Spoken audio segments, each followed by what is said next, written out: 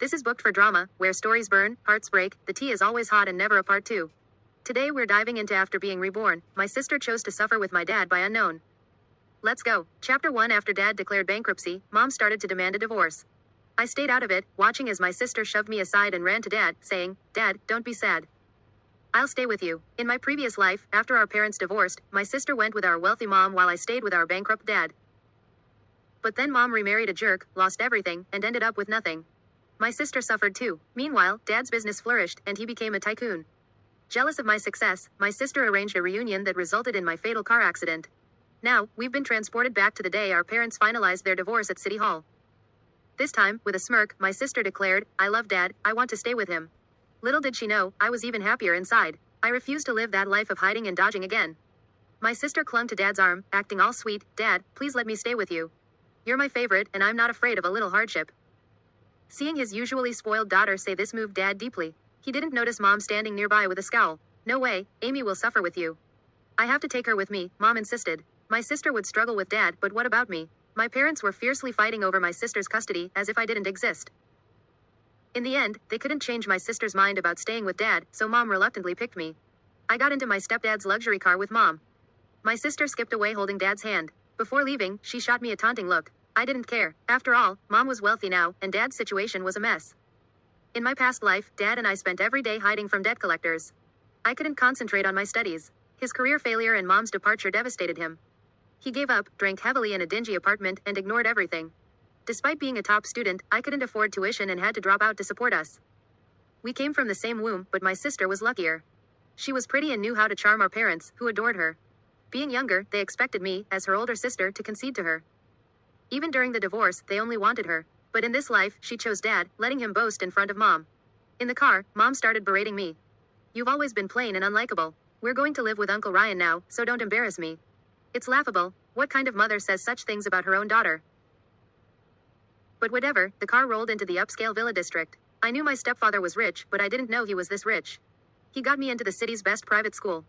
A driver picked me up and dropped me off every day. To make up for having dropped out in my past life, I studied hard. I ranked in the top 3 every year.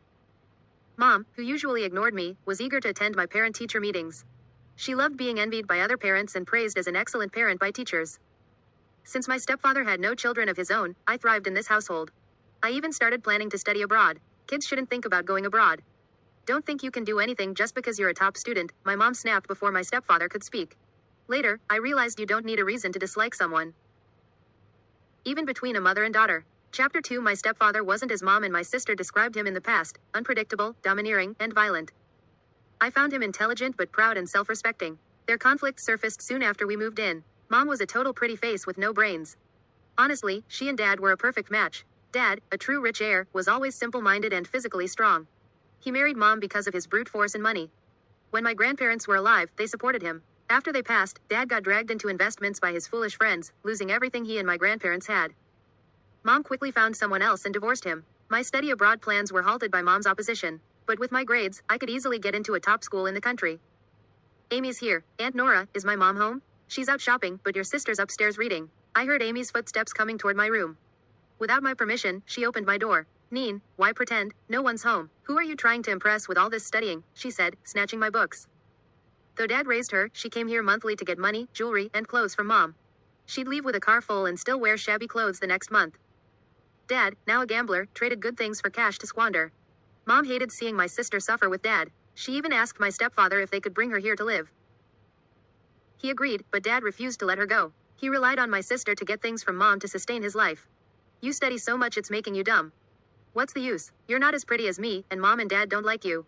This good life is only because I let you have it. Enjoy it while it lasts." She rifled through my things. Of course, this room was her princess room in the past life.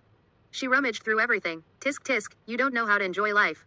What are all these things you bought? All you do is bury your nose in those books." Ignored her antics. "Amy, is my precious daughter Amy here?" I coldly watched their mother-daughter act unfold. Mom saw my room in chaos. "You won't find anything good here. Come to my room. I just bought new clothes, jewelry, and accessories. Take whatever you like." She dragged my sister out without a glance at me or a word of concern. Aunt Nora brought in a glass of fresh orange juice and tidied up my room. I've never seen such a biased mother. It didn't bother me. Her good days were numbered. Chapter 3. A few days later, I heard a heated argument downstairs. How shameless, living off me and keeping a pretty boy outside. Uncle Ryan slapped my mom. My sister rushed to intervene. Still angry, my stepfather shoved her to the ground. I haven't even talked about your precious daughter. Didn't we agree to take one daughter each? Why does she keep coming here and taking half the stuff? Mom retorted, she's taking my things. Not your business. Yours? Look at yourself. What isn't bought with my money? And now I'm supporting your whole family. Ryan, you have the nerve to say that. If it weren't for your infertility, would I need to do this? This completely enraged my stepfather. He lost his temper, throwing mom's things out. She tried to stop him but was pushed down too. No one dared intervene, and my sister cowered in a corner. Initially, my stepfather married mom for her looks and the 2 kids. After marriage, he invested in me, grooming me as a successor. In the past life, mom exploited this, recklessly spending his assets. Though my sister was pretty, she was empty-headed. But their greed and stupidity knew no bounds. Mom had a lover, and my sister shamelessly claimed everything would be hers in the future. Word quickly reached my stepfather. She wasn't even dead, and they were eyeing his estate. Who wouldn't be upset? He couldn't bond with them as they weren't his own. He brought in his nephew to groom as an heir and kicked them out. In this life, mom was kicked out again. But my stepfather didn't kick me out. Nean, following your clueless mom is worse than staying with me. All my efforts weren't in vain. My stepfather knew I was smart, ambitious, and had vision. I considered his opinion before making any major decision. I even discussed taking his last name privately. My mom, who only cared about buying clothes, was oblivious and uninterested. She refused to leave, saying she'd rather die there. She underestimated my stepfather. A man who built his business from scratch is different from my weak, incompetent rich heir dad. He wouldn't be fooled by her petty tricks. Miss Nora, pack some clothes for her in the bedroom, he instructed. He called security. Just like that, my mom and sister were thrown out. As my stepfather passed my room, he patted my shoulder. Nean, focus on your studies. Adult matters don't concern you. I nodded. Fools remain fools, no matter how many times they live. My life wasn't affected at all. In fact, Uncle Ryan valued me even more. My mom secretly urged me to plead with my stepfather. Of course, I didn't go. She called every day, hurling the nastiest insults at me. Aunt Lydia overheard once and doubted if I was even her biological child. In her eyes, only my sister mattered. Without my mom's support, my sister had an even harder time. Her grades were bad, and she hated school. Seeing this, Dad stopped sending her to school, but he was buried in debt and living a mess. I was single-mindedly preparing for college entrance exams. Uncle Ryan was busy and rarely home. Not long after, on my way to school, a group of thugs blocked my path. It happened that day our car was in for maintenance, so I was on my own. Just after leaving the school gate, a man stopped me. Are you Nean? Before I could answer, someone covered my mouth from behind and dragged me to an abandoned warehouse. Once the blindfold was off, someone kicked me to the ground. Sister, enjoying the luxury mansion? My sister stood over me, looking down. Chapter 4. She slapped me across the face. You slut, I underestimated you. That old man treats you like a treasure, even kicked mom out, yet you're still in that house.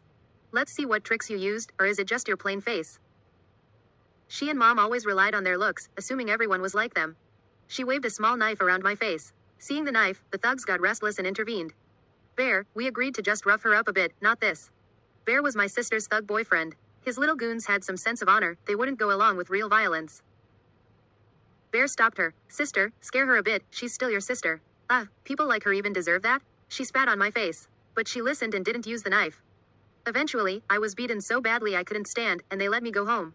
I limped back to the villa. No one was home except Aunt Lydia, who worriedly asked, You left fine this morning, what happened? I was covered in bruises. She carefully tended to my wounds. That night, Uncle Ryan finally showed up, with my mom dressed to the nines. They reconciled. Seeing my state, Uncle Ryan asked a few concerned questions. My mom, on the other hand, sneered, always causing trouble outside, unlike your sister who knows her limits. Yes, she beat me up in the daytime and strutted in the house at night. Mom, don't you want to know who did this to me? I angrily asked. Who else could it be? Whatever shady things you did outside. Nean, what's with these injuries? Mom was belittling me until Uncle Ryan interrupted. I pointed at my sister. She brought a bunch of thugs to ambush me at the school gate. Are you crazy? What nonsense is this? My sister cried dramatically, turning the tables on me. I pulled out the copied footage and played it. Yes, after being beaten, I immediately went to a place with surveillance and copied the crime scene. But my sister wasn't dumb. There was only footage of her group taking me from the school gate and her near the abandoned building. Still, it was enough to tell the whole story. Uncle Ryan was incredulous. He couldn't believe someone would have their sibling kidnapped and beaten like that. Call the police. This is too serious, it's not a joke. How does this prove our sister did it? Nean, you're shameless. I've been neglecting you, but you don't have to frame your sister. My mom twisted the truth, blaming me. Sister, do you know this person? My sister denied it, claiming she was just passing by and wasn't involved. Mom, you have to believe me. She played the victim, running over and slapping me. I was caught off guard. After hitting me, she fainted theatrically. From start to finish, she played the victim while I was the one hurt. Great, you upset your sister. You're truly wicked. How could I have given birth to you? She carried my sister to the room and called a private doctor. I was left to nurse my wounds alone, without a word of comfort. Chapter 5. Nean, don't blame your mom. That's just her temper. Let's have the doctor check on you too. Uncle Ryan consoled me. Inside the room, my mom was still cursing me with the worst words. Who does she take after? Such a foul temper. Our sister is the sweetest, most sensible. When my mom and Uncle Ryan went to rest, my sister, perfectly fine, came into my room to warn me, don't think you've won. Dad and Mom have always favored me. Your worst days are still ahead. I'm waiting for your downfall. In my past life, I suffered more than she did, so she left me alone. But when I started living well, she went crazy with jealousy and dragged me down with her. In this life, she believes she'll win in the end, but seeing me doing well drives her insane, so she sent people to teach me a lesson. No matter the time, she can't stand seeing me happy.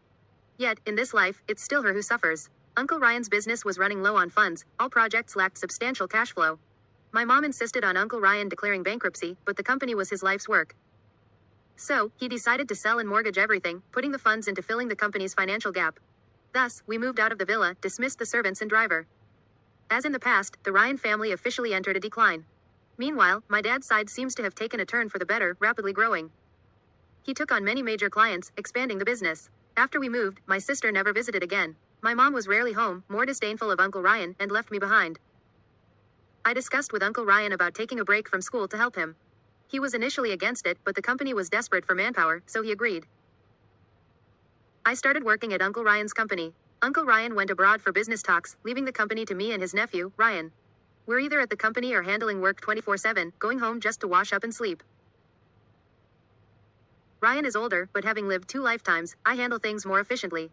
His view of me changed from seeing a little sister to a partner. We're allies now. One evening, Ryan and I came home to find a luxury car parked outside. My sister stepped out, all decked in designer brands, with her thug boyfriend by her side. She was clearly there to show off. Nean, why didn't you tell me you moved? I had a hard time finding this dump. She glanced at Ryan beside me. Oh, is this your new boyfriend? Not much, huh? In my past life, she only cared about partying, so she wasn't familiar with Ryan. I ignored her, walking past her into the house. Did you not hear your sister talking to you? Leo might seem frail usually, but when it counts, he stands firm. He pushed the boyfriend aside. Amy was taken aback by his defense of me, and in her anger, she tried to slap me. But I wasn't easy prey. I retaliated with a slap of my own and kicked her hard. She fell to the ground in a mess. I didn't look back and pulled Leo inside. You dare hit me, you jerk. My sister had never faced such humiliation and was losing her temper outside. I grabbed a bucket of water, opened the door, and poured it over her. Instead of wasting time cursing me, why not make sure you don't end up in poverty again?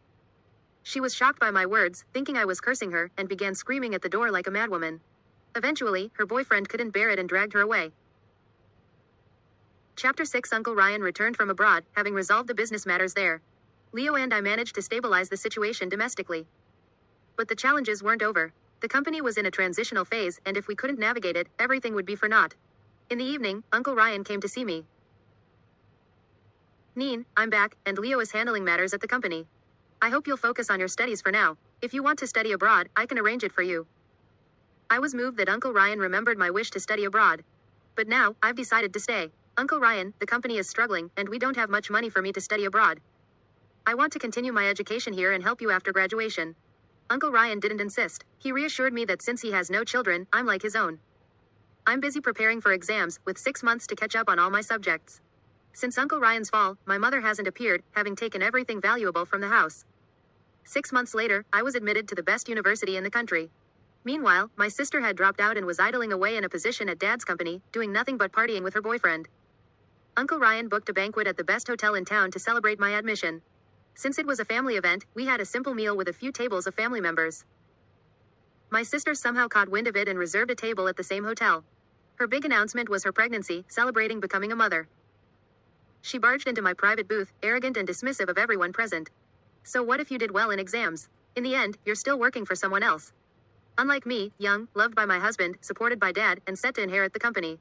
She approached me, mocking, "Loser, I'm still the winner.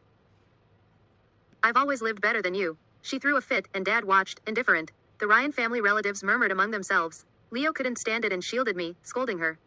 "Enough already, where's the waiter?" Uncle Ryan couldn't take it anymore and spoke up for me. "Everything I have belongs to Nean. She's my biological daughter. Today, we're not just celebrating her university admission but also her name change. She's officially a Ryan now. Since living with Uncle Ryan, I've always called him that. He never mentioned changing my surname. But today, to let me hold my head high in front of my dad and sister, he promised to give me his inheritance. At this moment, blood relations didn't matter. Dad, I called him in front of everyone. Huh, a company on the brink of bankruptcy, who'd want that? My sister sneered, "You're not welcome here. Please leave. I don't want to stay anyway." Throughout, Dad trailed behind my sister like a lackey. Chapter 7 In college, I continued helping at Uncle Ryan's company. He taught me everything without reservation. Since I was used to calling him Uncle Ryan, he didn't mind and said I didn't have to change it. This time, Leo and I went to a private resort. Across from us sat Mr. Jack, a key figure in the industry. We had a pleasant conversation all afternoon. In my previous life, partnering with Mr. Jack was how Dad and I turned things around. Back then, the company was improving but still felt empty. I worked hard to secure its place, eventually meeting Mr. Jack. He admired my capabilities and trusted me with responsibilities. In this life, while Dad and my sister were still reveling in minor joys, I had already reached out to Mr. Jack. In a market this big, whoever enters first wins it all. Looking forward to working together, we said to Mr. Jack. Soon, all industry partners approached us for collaboration. Cash flow began to improve, and the company was revitalized. Clients from my sister's company switched to working with me. In less than 6 months, I bought back the old villa and luxury cars. The company became a local leader, featured in news and papers. My sister was back to square one overnight. Her company declared bankruptcy due to insolvency. Dad, a gambling addict, fled with the company's money. My sister, with no money to support her boyfriend, left him. Pregnant and educated, she found work washing dishes in a restaurant. Leo and I once ate there and saw her, young but with a small belly, cleaning tables. Seeing me, she angrily approached to hit me, mumbling, "Impossible, this can't be happening."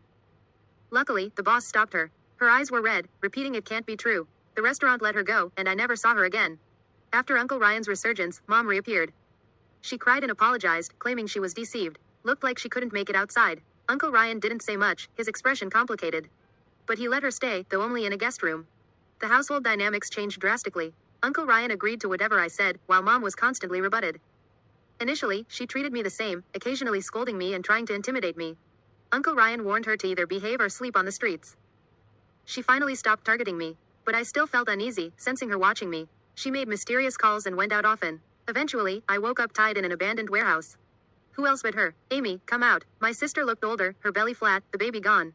Unable to support herself, she was manipulated into aborting her child by her boyfriend. He worriedly asked, "Will this really get us money?" "Relax, my mom said the old man at Ryan's really values her. Getting money is no problem." Mom was behind it again. No wonder she insisted I drink the warm milk she made last night. They planned this from the start. Chapter 8 In both lives, she's always been biased, wishing I were dead. "Amy, I'm still your sister." "Sister? I've always been prettier and luckier than you. Why do you get the good stuff in the end? Look at me now." "Don't worry, sister. If you cooperate, I'll make your death quick." She wanted to kill me for a fresh start, but her boyfriend was scared. Killing meant prison. We agreed to take the money and leave. "I'm not sticking around for murder," he said, trying to grab the knife from her. Just then, police sirens blared outside. "You're surrounded. Release the hostage." I knew her jealousy wouldn't let her rest. I had coordinated with Leo to call the police if I disappeared. Last night, Mom's sudden concern made me suspicious. I messaged Lee before drinking the milk. The police surrounded the warehouse, leaving no way out. We agreed that we would take the money and leave. "I won't go along if it means taking a life," she said, reaching for the knife in her hand. At that moment, the sound of police sirens echoed outside. "You're surrounded. Release the hostage immediately." I always knew she was envious and wouldn't give up easily. Ryan and I had planned everything. Once I was taken away, he would contact the police. Yesterday, my mother's sudden concern made me suspicious, so I messaged Ryan before I drank the milk. The police had the warehouse surrounded, making it impenetrable. "Amy, stop this. You'll end up in prison." "Coward, what are you so afraid of? We can always start over." In my previous life, during a birthday banquet I organized for my father, I was already a successful entrepreneur, surrounded by praise. I remember when we were kids, it was you, the younger sister, who was more talented and beautiful. Yeah, now look at you. It's the opposite. The sister's life is a mess, deceived by men, while the older sister became successful. My sister, dressed in the simplest clothes, approached me cautiously and said, "Sis, I look so shabby beside you. Can you come with me to the mall to buy something presentable?" Before the banquet, her pitiful look made me believe her lies. I took her shopping in my new convertible. But on the road, she went berserk, grabbing the steering wheel and steering us toward a truck. When I opened my eyes, we had been reborn. The funny thing is, she still doesn't know I've been reborn too. Her boyfriend snatched the knife from her, but she wasn't finished. She pulled out a gun from her pocket. "Today, no matter what, you're going to die." She aimed the gun at her boyfriend. Try to interfere again, and I'll kill you too. Her boyfriend seemed intimidated and backed off. Listen inside, this is your last warning. Put down the gun and release the hostage. She didn't listen, obsessed with starting over. I closed my eyes, waiting for fate's judgment. 3, 2, 1, a loud bang, but the bullet didn't hit me. When I opened my eyes, my sister lay in a pool of blood.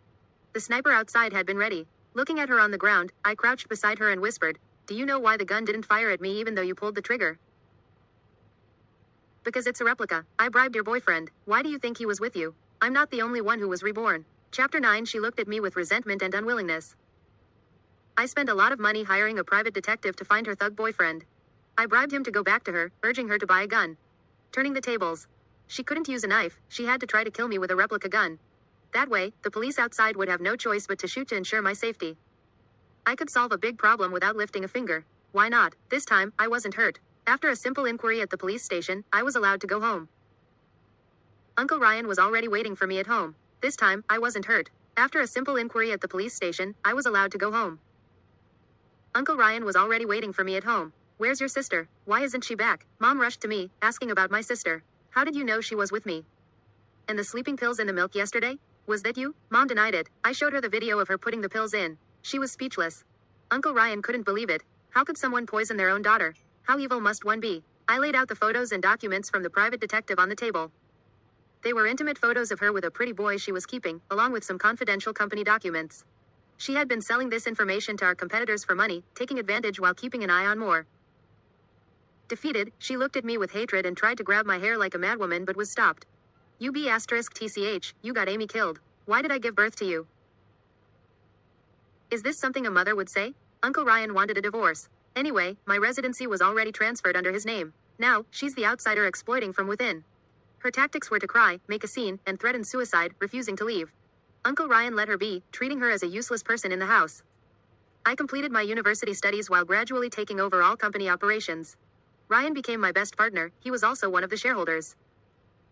Soon, the company went public. Uncle Ryan left us, enjoying his life, traveling the world. She wants to harm me, kill her quickly. I need to hide before someone finds me. It seemed Mom went mad from the shock of my sister's death. Staying at home wasn't good, so I admitted her to a psychiatric hospital in the city for proper care. Months later, I received a call from the hospital asking me to come over. Mom had died. She had a manic episode, climbed over the wall alone in the middle of the night, and walked dozens of kilometers, muttering, "Amy." In the pitch dark, she was accidentally hit by a car. Even when she died, her last words were my sister's name. The end, and that's a wrap on today's reading here at Booked for Drama. If you felt anything, rage, swoon, secondhand heartbreak, let me know in the comments. Don't forget to like, subscribe, and share with your fellow drama lovers. If you have any requests, drop them in the comments. Until next time, keep reading, and keep the drama on the page.